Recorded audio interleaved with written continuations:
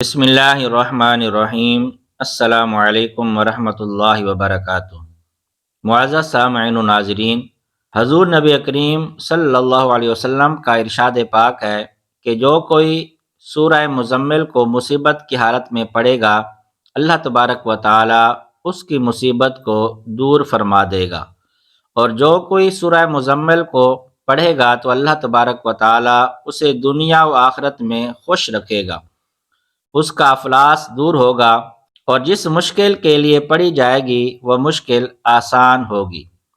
جو کوئی اس سورت کو 7 مرتبہ روزانہ پڑھے گا، اس کے رزق میں اللہ تبارک و تعالی کشادگی فرما دے گا، اور اگر کوئی مسئلہ حل نہ ہو رہا ہو تو 40 روز بلا ناگا خلوت میں 40 مرتبہ پڑھیں۔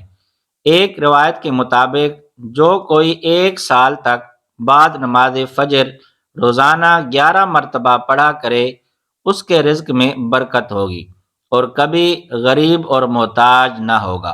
سورہ مزمل کو روزانہ پڑھنے والے کی اللہ تبارک و تعالی دینی اور دنیاوی مشکلات، آنے والے حادثات و خطرات کو دور کر دے گا۔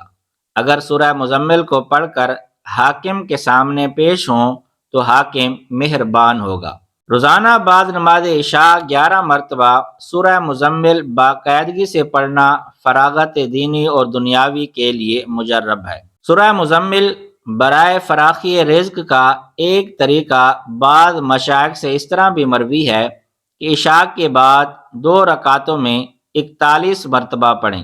اس طرح کہ پہلی رکعت میں بعد نماز فاتحہ 21 بار اور دوسری رکعت میں سورہ فاتحہ کے بعد 20 بار سورہ مزمل پڑھیں۔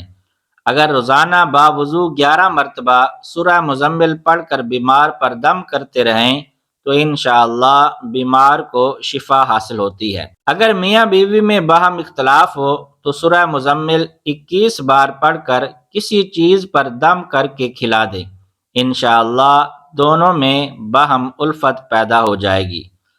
ایک طریقہ سورہ مزمل کے پڑھنے کا یہ بھی ہے کہ بعد نماز فجر 6 بار، بعد نماز ظہر 7 بار، اور بعد نماز عصر 8 بار، اور بعد نماز مغرب 9 بار، اور بعد نماز عشاء 11 بار سورہ مزمل پڑھیں۔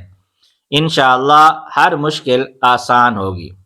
اگر اول اور آخر درود شریف 3 بار اور درمیان میں 41 بار روزانہ سورہ مزمل پڑھا کریں تو اللہ تبارک و تعالی دولت سے مالا مال فرما دیں گے اور مصیبت سے امن میں رہے گا۔ ایک بزرگ نے لکھا ہے کہ 41 دن تک 41 بار، پھر 41 دن تک 21 بار، اور پھر زندگی بھر کے لیے 11 مرتبہ کا معمول بنا لیں۔